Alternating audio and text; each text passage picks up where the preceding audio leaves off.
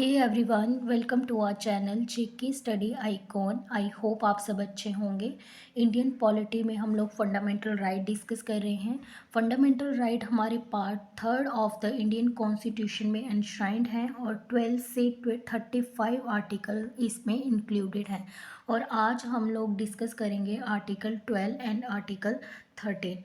Okay, so start करते हैं आज का लेक्चर। Definition of state. देखिए आर्टिकल 12 जो है वो हमें डेफिनेशन ऑफ स्टेट बताता है। ठीक है, the term state has been used in different provision concerning the fundamental rights. ये जो टर्म स्टेट है ये डिफरेंट डिफरेंट जो है प्रोविजन जो है फंडामेंटल राइट के इसमें यूज्ड किए गए हैं। Hence, Article 12 has defined the term for the purpose of Part 3 to its the state included the following. अब देखिए जो आर्टिकल 12 है ये टर्म स्टेट को डिफाइन करता है किसके कंटेक्स्ट में, part third of the Indian constitution. That means fundamental right के कंटेक्स्ट में जो है आर्टिकल 12 स्टेट टर्म को डिफाइन करता है। और आर्टिकल 12 हमें बताता है कि जो प्रोविजन फंडामेंटल के राइट के जो प्रोविजन में जो स्टेट टर्म दिया गया है उस स्टेट के अंडर जो है क्या क्या चीज़ें इंक्लूडेड होंगी। ओके, सो स्टार्ट करते देखते हैं कि क्या क्या चीज़ें इंक्लूडेड होंगी स्टेट के अंडर, स्टेट टर्म के अंडर। तो ये आपको बताया गया है provision. Government and parliament of India that is executive and legislative organ of the union government. अब देखिए इंडिया की जो गवर्नमेंट होगी और उसकी जो पार्लियामेंट होगी वो इंक्लूडेड होगी। That that is executive and legislative organ. अब इसमें क्या क्या होंगे, government and parliament of India में क्या इंक्लूडेड होंगे, executive and legislative organ. Executive organ में हमारे आएंगे पीएम, उनके council of ministers.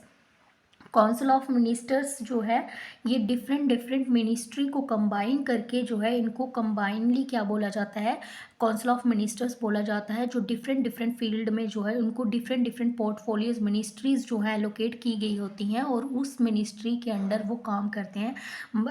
For example किसी को फाइनेंस की दी है, किसी को होम मिनिस्ट्री की दी है, किसी को डिफेंस की मिनिस्ट्री दी है। तो ये सब मिलके जो है इन सभी मिनिस्ट्रीज़ को इक्वली हम जो है काउंसिल ऑफ मिनिस्टर बोलते हैं। और इसमें जो है एग्जीक्यूटिव में प्रेसिडेंट भी इंक्लूडेड होंगे which is a head of the state. Okay, अब देखिए इसमें जो लेजिस्लेटिव ऑर्गन है वो क्या होंगे। मैंने आपको बताया था अपने फर्स्ट लेक्चर में ही आपको बताया था कि गवर्नमेंट के 3 ऑर्गन्स होते हैं which is legislature, executive and judiciary. Legislature आपकी जो है लॉ मेकिंग बॉडी है, एग्जीक्यूटिव जो है वो लॉ को इम्प्लीमेंट करते हैं जो आपके लेजिस्लेचर बनाते हैं, और जुडिशरी उन लॉज को इंटरप्रेट करती है। ओके, तो लेजिस्लेटिव ऑर्गन में आपके क्या आगे, पार्लियामेंट आ गई, लोकसभा और राज्यसभा। ठीक है, सेंटर में क्या होता है, लोकसभा एंड राज्यसभा। ये वो लोग होते हैं लेजिस्लेटिव असेंबली में, लेजिस्लेटिव ऑर्गन वो लोग होते हैं जिनको आपने डायरेक्टली और इनडायरेक्टली जो है अपने लिए जो है एज ए रिप्रेजेंटेटिव चूज़ किया होता है। ठीक है, जो आपके लिए क्या काम करते हैं, लॉ मेकिंग का काम करते हैं। ठीक है, ये बात हो गई हमारी सेंटर की। ओके, सो नेक्स्ट पॉइंट देखिए, the government and legislature of the state that is executive and legislative organ of the state government. अभी हमने किसके बारे में देखा, सेंटर के बारे में देखा। अभी ये बोल रहा है कि जो भी स्टेट के अंदर जो उनकी गवर्नमेंट होगी उसकी लेजिस्लेचर होंगे, दैट मीन्स उसकी एग्जीक्यूटिव एंड लेजिस्लेटिव। अब देखिए स्टेट के अंडर क्या होंगे एग्जीक्यूटिव, एक तो सीएम होंगे और उनकी काउंसिल ऑफ मिनिस्टर्स। ओके, और हेड ऑफ द स्टेट कौन होगा, गवर्नर। ओके, ठीक है, ये होंगे एग्जीक्यूटिव के अंडर। और लेजिस्लेटिव ऑर्गन के अंडर क्या होगा, लेजिस्लेटिव ऑर्गन के अंडर होगा आपका legislative assembly and legislative council. Okay, I hope ये आपको क्लियर होगा। और ये भी जो है 12 पार्ट आर्टिकल 12 के अंडर जो है स्टेट भी इंक्लूडेड होगी। ठीक है, नेक्स्ट देखिए, ऑल लोकल अथॉरिटीज़। अब जितनी भी लोकल अथॉरिटीज़ हैं आपकी, चाहे म्यूनसिपैलिटी है, चाहे पंचायत है, चाहे डिस्ट्रिक्ट बोर्ड है, चाहे कोई ट्रस्ट है, वो भी किसके अंडर हो इंक्लूडेड होगी, वो भी पार्ट आर्टिकल 12 के स्टेट टर्म के अंडर इंक्लूडेड होगी। ओके। नेक्स्ट देखिए, all other authorities that is statutory और non statutory authority like LIC, ONGC and SAIL etcetera. आपकी जो अदर अथॉरिटीज़ हो गई, जैसे LIC हो गई, ऑयल एंड नेचुरल गैस हो गई, सेल हो गई, ये वो अथॉरिटीज़ होती हैं जिनमें गवर्नमेंट का ऑनरशिप जो है आपको ज़्यादा देखने को मिलता है, तो ये भी जो है स्टेट टर्म के अंडर इंक्लूडेड होंगी। ओके। अब देखिए, thus the state has been defined in a wider sense so as to included all its agencies. देखिए क्या बोल रहा है कि स्टेट जो टर्म है ना उसको बहुत ही वाइडर सेंस से बहुत ही एक्सपैंड करके जो है उसको डिफाइन किया गया है, ताकि जितनी भी एजेंसीज हैं वो सब इसके अंडर जो है इंक्लूड हो जाए। पहले हमने देखा सेंटर की सारी अथॉरिटीज़ इसमें इंक्लूड हो रही थी, फिर हमने देखा स्टेट की सारी इंक्लूडेड हुई, लोकल अथॉरिटीज़ हुई और वो भी इंक्लूडेड हुई, अदर अथॉरिटीज़ भी इंक्लूडेड हुई which is situated which is statutory and non statutory, जिनमें जो है गवर्नमेंट का ओनरशिप आपको ज़्यादा देखने को मिलता है। ठीक है।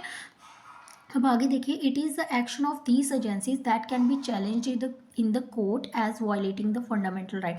और देखिए आगे आर्टिकल 12 क्या बोलता है कि अगर ये जो सारी अथॉरिटीज़ हैं या एजेंसीज हैं जो हमने ऊपर 4 पॉइंट्स में पढ़ी, अगर ये कोई भी जो हमारे फंडामेंटल राइट को वायलेट करता है तो उसको जो है कोर्ट में जो है चैलेंज किया जा सकता है। ठीक है। उसके लिए जो है पेटिशन जो है कोर्ट में फाइल की जा सकती है। ओके। नेक्स्ट देखिए, according to the supreme court even a private body और an agency working as an instrument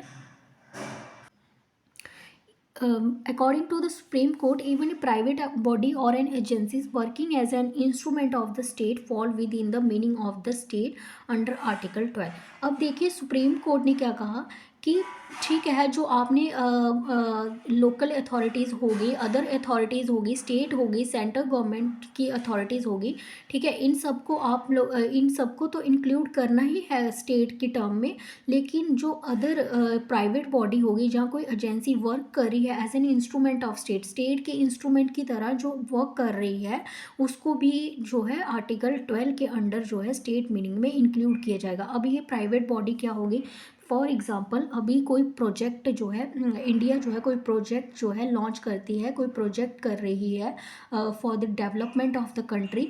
ठीक है। तो उसने जो है एक प्राइवेट जो है कंपनी को हायर किया है उस प्रोजेक्ट को करने के लिए। ठीक है। तो उस प्राइवेट जो बाहर की जो फॉरेन कंपनी है, जो प्राइवेट कोई बाहर की कंपनी जो यहाँ काम कर रही है गवर्नमेंट के इंस्ट्रूमेंट की तरह, तो वो भी क्या होगा, वो भी 12 पार्ट के अंडर जो है आर्टिकल 12 के अंडर इंक्लूड होगा, उसकी स्टेट मीनिंग के अंडर इंक्लूडेड होगा। ये कौन बोलता है, हमारा आर्टिकल 12 बोलता है। आपको जीके एसएसबी क्वेश्चन ऐसे ही पूछ सकती है कि बताइए आर्टिकल 12 जो है वो अकॉर्डिंग टू आर्टिकल 12 जो है क्या स्टेटमेंट दी गई है, जहाँ आर्टिकल 12 जो है क्या कहता है। तो आर्टिकल 12 आपको याद रखना है कि आर्टिकल 12 जो है स्टेट की डेफिनेशन बताता है, स्टेट के अंडर क्या क्या इंक्लूड होगा वो चीज़ें बताता है। आई होप आपको आर्टिकल 12 जो है अच्छे से समझ आ गया होगा। ठीक है। नेक्स्ट देखिए, नेक्स्ट जो आपका आर्टिकल है दैट इज़ आर्टिकल 13। ओके।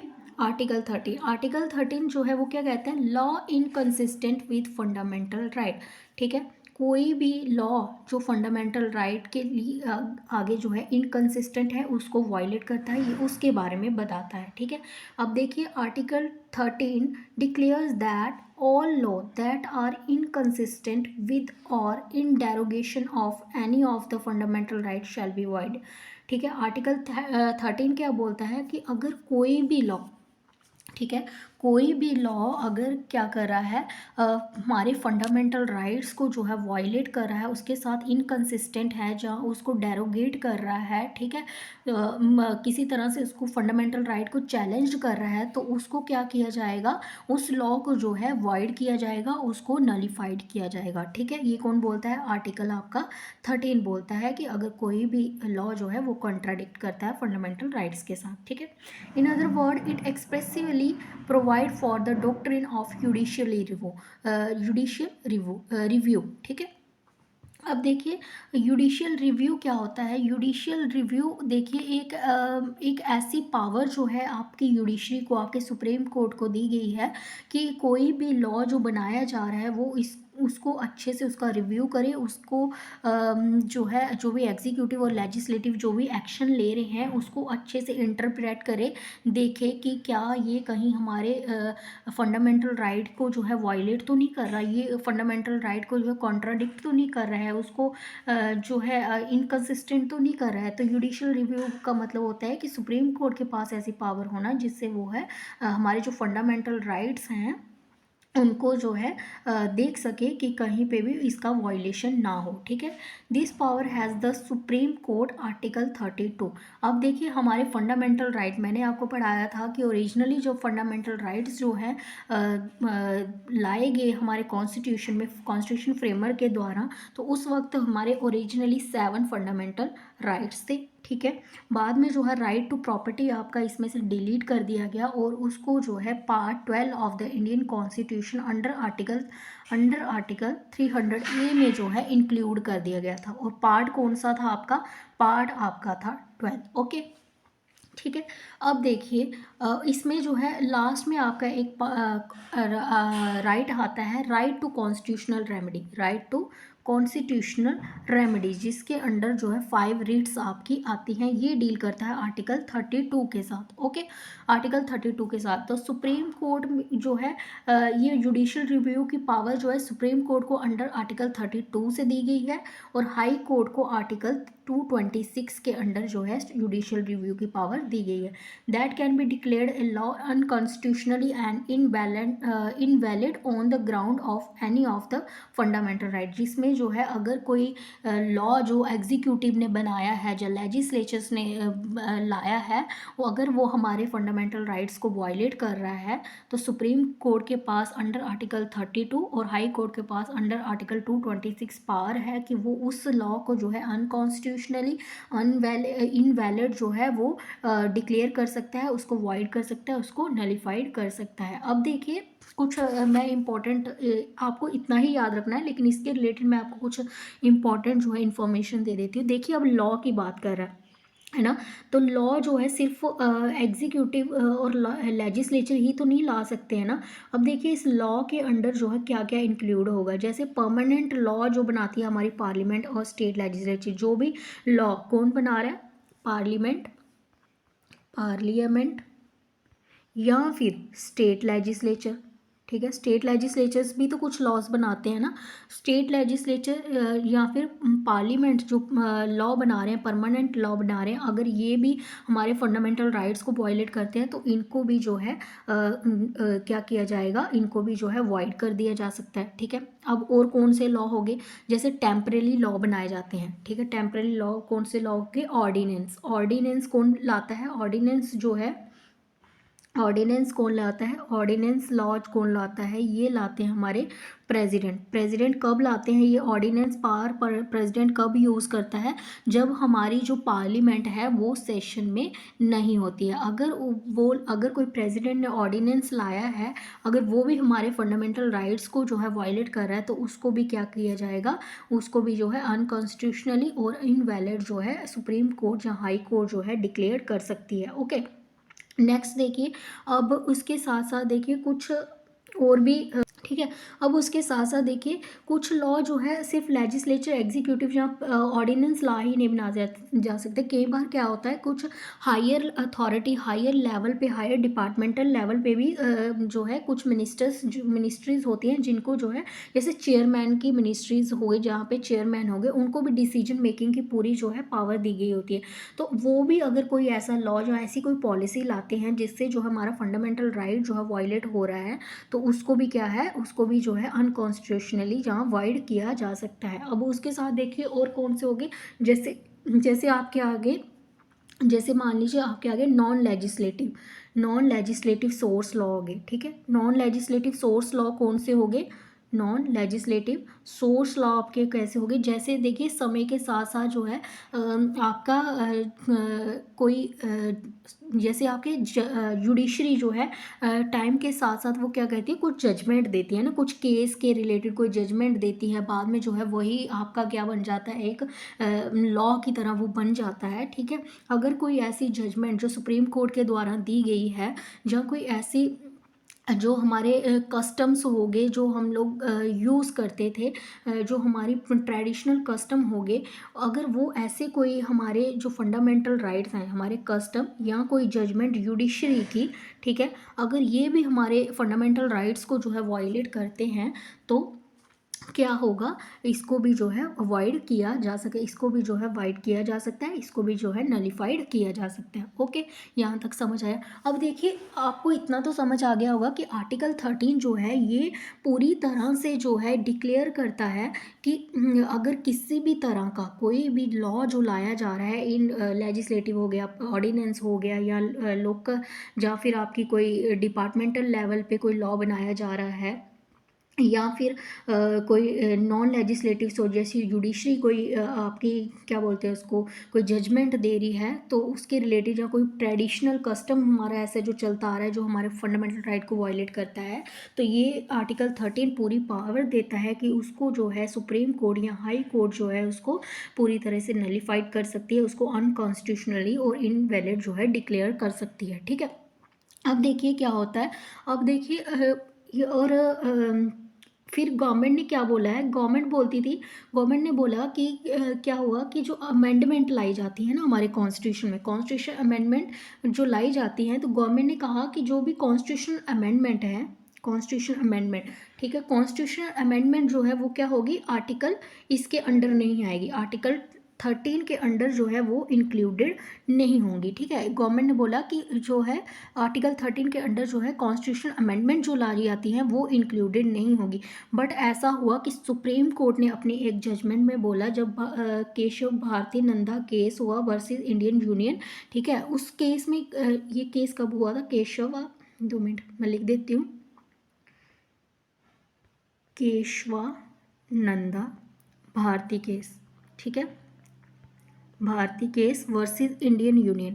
ये आपको समझने की ज़रूरत नहीं है कि ये केस क्या था, बस आपको ये एक पॉइंट मैं बता रही हूँ क्लियर करने के लिए कि कॉन्स्टिट्यूशन अमेंडमेंट जो है, गवर्नमेंट ने कहा कि ये कॉन्स्टिट्यूशन अमेंडमेंट 30 आर्टिकल के अंडर नहीं आती, लेकिन जब भारती नंदा केस हुआ 1973 में, कब हुआ था ये क्वेश्चन आपसे पूछा जा सकता है, 1973 में हुआ था केशवानंदा भारती केस। ठीक है, तो देखिए जब ये केस हुआ तो सुप्रीम कोर्ट ने क्या बोला, सुप्रीम कोर्ट ने बोला कि कॉन्स्टिट्यूशन अमेंडमेंट जो है उसको भी चैलेंज किया जा सकता है on the ground that it violate a fundamental right. अगर कोई कॉन्स्टिट्यूशनल अमेंडमेंट, कोई हमारे कॉन्स्टिट्यूशन में कोई अमेंडमेंट की जा रही है, अगर वो अमेंडमेंट जो है हमारे कॉन्स्टिट्यूशन के बेसिक स्ट्रक्चर जो है हमारे कॉन्स्टिट्यूशन का, उसको जो है वॉयलेट करती है, उसको जो है डेरोगेट करती है, कंट्राडिक्ट करती है, तो उस लॉ, उस जो अमेंडमेंट है उसको भी क्या किया जाएगा, अनकॉन्स्टिट्यूशनली, जहाँ उसको भी वॉइड क्लियर डिक्लेयर किया जा सकता है। ओके, सो आई होप आप सबको समझ आया होगा article 12 and article 13। So this is all about today's session. अगर आपको कोई भी डाउट होगा ये आर्टिकल 12 और 13 में, आप मुझे कमेंट सेक्शन में लिख सकते हो। ठीक है, सो कल से हम लोग जो है जो आपके सही आर्टिकल्स, जो ग्लैंस है आपका राइट, फंडामेंटल राइट्स का, आर्टिकल 14 से लेके आपका आर्टिकल 32 तक जो है आपके, वो सब हम लोग धीरे धीरे जो है 1 बाय 1 डिस्कस करेंगे। ठीक है, so thank you so much for watching. अगर वीडियो अच्छी लगे तो प्लीज़ लाइक करें और शेयर करें, और चैनल को प्लीज़ सब्सक्राइब करें for the best study material and video lectures. ठीक है, so thank you so much for watching, have a nice day.